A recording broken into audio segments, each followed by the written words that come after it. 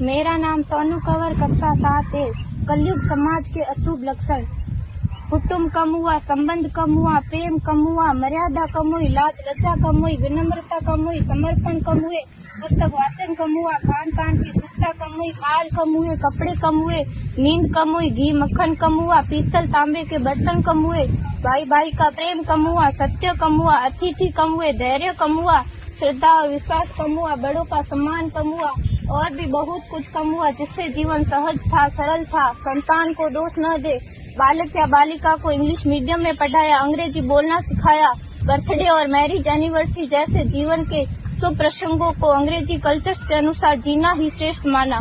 माता पिता को मम्मी डैड कहना सिखाया। जब अंग्रेजी कल्चर से परिपूर्ण बालक या बालिका बड़ा होकर आपको समय नहीं देता, आपकी भावनाओं को नहीं समझता, आपको तुच्छ मानकर आपसे जुबान लड़ाता, जब आपको बच्चे में कोई संस्कार नजर नहीं आता, तब घर के वातावरण को गमगीन किए बिना, संतान को दोष दिए बिना एकांत में जाकर रो लीजिएगा, क्योंकि पुत्र या पुत्री की पहली वर्षगांठ से ही भारतीय संस्कारों के बजाय, मंदिर जाने के बजाय केक कैसे काटा जाता है, यह सिखाने वाले आप और अम्मी है। जब बच्चा पहली बार घर से बाहर निकलता है तो प्रणाम और आशीर्वाद के बदले बाय बाय कहना सिखाने वाले आप और अम्मी है।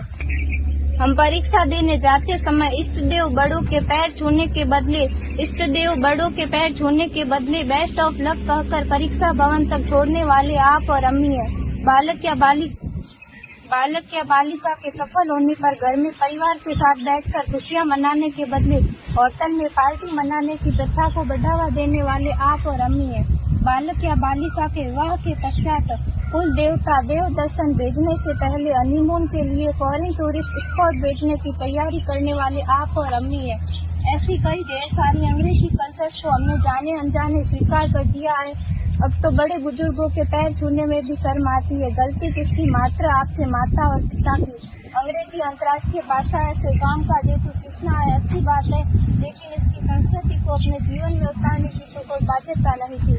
अपनी समृद्ध संस्कृति को त्याग कर नैतिक मूल्यों, मानवीय संवेदनाओं से रहित अन्य सभ्यताओं की जीवन शैली अपनाकर हमने क्या पाया? अवैध संबंध, टूटते रिश्ते, व्यसन युक्त धन, थके हारे मन, छल भरे रिश्ते, अनुशासनहीन संतानें, असुरक्षित समाज। एक बार विचार जरूर कीजिएगा कि संस्कारवान पीढ़ी क्यों आवश्यक है।